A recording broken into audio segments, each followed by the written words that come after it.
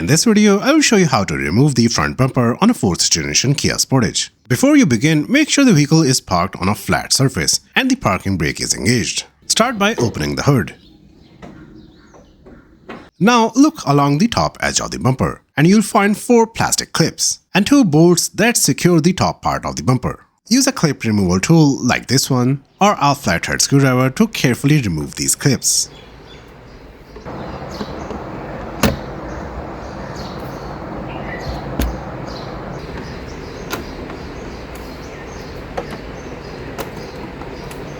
Next, remove the 2 bolts using a 10mm socket and ratchet.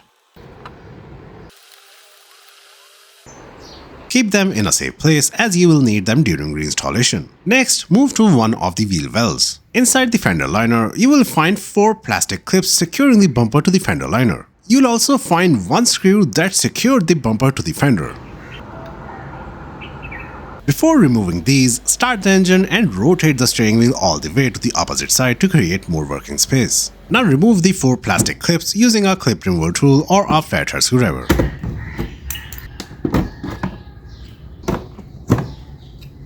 Then remove the single screw using a Phillips-head screwdriver. Repeat these same steps for the other wheel well. Turn the steering wheel to the opposite side, then remove the clips and the screw.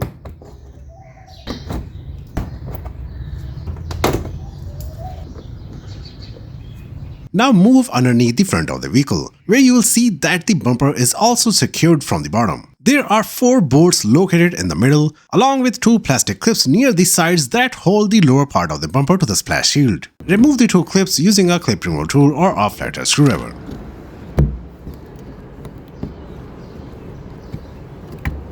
Then use a 10mm socket and ratchet to remove the 4 bolts. Keep them in a safe place. Once all the fasteners are removed, it's time to release the bumper from the sides. But before we do that, it's a good idea to disconnect the negative terminal of the battery for safety reasons. Now move to one of the sides of the bumper and gently pull it outward where it meets the fender. According to the service manual, you are supposed to simply lift the bumper slightly and pull it outward to release the tabs. But in reality, it's not that simple. When I first attempted this, I ended up breaking one of the tabs. They are very delicate and can snap easily if you just pull on the bumper. So instead, I recommend using a more controlled method. Take a small flathead screwdriver like this one and carefully insert it into the gap between the bumper and the fender. Gently lift up on the retaining tab while applying light outward pressure on the bumper.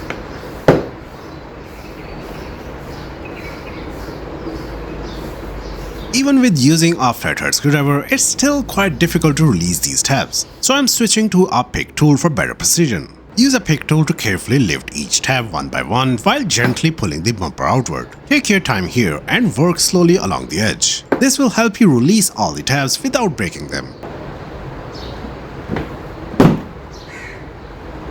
Here is a close-up of the tabs. There are 4 tabs on the side securing the bumper to the fender. Here is what I did. I placed my pick tool under the edge of the tab and carefully lifted it up from this mounting point. Now we have to release the clips that secure the bumper to the bracket under the headlight. This part is not too difficult. Simply lift the bumper slightly and gently pull it outward. As you do this, the clips will disengage from the bracket, allowing the bumper to come free. Now repeat the same process on the other side. Pull the side of the bumper outward until it pops out just a little. This will create a small gap so you can access the retaining tabs. Now begin releasing the 4 tabs one by one using the pick tool. The first tab is the hardest because there is very little space to work with. So take your time and carefully guide the tool underneath the tab. Once the first tab is released, the remaining ones become a little easier to access and remove.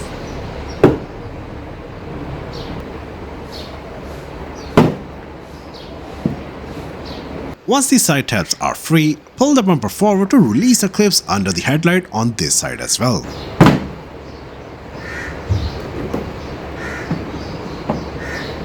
Now we are ready to remove the bumper. But before pulling out the bumper, place something soft underneath to prevent any scratches or damage. A blanket, foam pad, or even a thick cloth will work fine. With both the sides released, carefully pull the bumper from the top and pull it forward.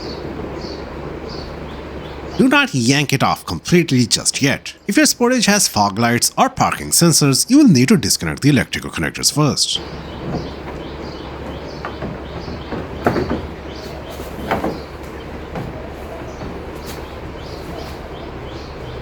Reach behind the bumper and unplug all wiring harnesses. In my case, I only have to disconnect the wiring harnesses for the fog lamps. After disconnecting everything, you can fully remove the front bumper and set it aside on a soft surface to avoid scratches. Here is a close-up of what's behind the front bumper. You can now access the horns, headlights, radiator, AC condenser, and even ambient temperature sensor. Here is a close-up of the back side of the bumper. You can now access the fog light assemblies and also front parking sensors if your vehicle is equipped with them. You can also replace the Kia logo. It is held in place by two Phillips-head screws on the back side. Now I will show you how to reinstall the front bumper and put everything back together. Start by carefully bringing the bumper close to the front of the vehicle. Before pushing it into place, reconnect any electrical connectors you previously removed. In my case, I only have to reconnect the connectors for the fog lights. Once all wiring is connected, position the bumper back onto the vehicle and first align the top edge where the bumper hangs from the upper support. Make sure it sits properly in its original position along the top. Once the top section is fully hooked in, align the bumper with the brackets under the headlights and gently push it inward until the clips snap back into place on both sides.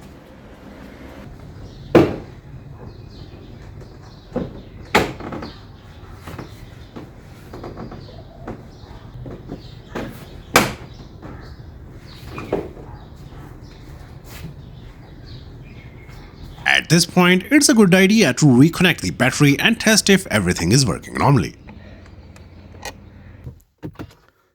Start the engine and make sure both the fog lights and parking sensors are working properly. You can now turn off the engine and proceed with reassembly. Next, look under the bumper and you will see these large plastic tabs. Make sure they are positioned so that they slide under their mounting points. We will reinstall the bolts in them later. Once the tabs are aligned, press the bottom section of the bumper until it is fully seated. This will also line up the tabs on the sides of the bumper with their mounting points on the fenders. Next, move to the sides and line up the tabs with the fender. Press the bumper in firmly so all 4 tabs on each side lock back into position. Remember the tab that I broke in the start? I glued it back together. And I'm hoping it will hold the bumper in place and is lined up properly.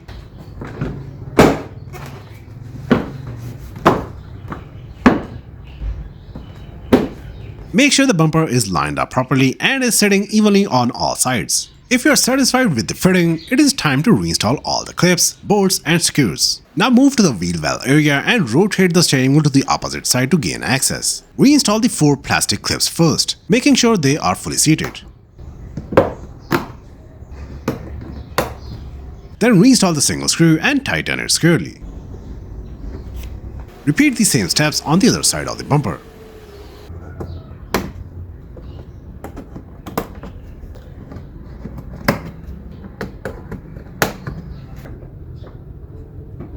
Now move underneath the vehicle and reinstall all the bolts and clips that secure the lower portion of the bumper to the splash shield. Finally, return to the top section under the hood. Reinstall all 4 clips and 2 bolts along the upper edge of the bumper.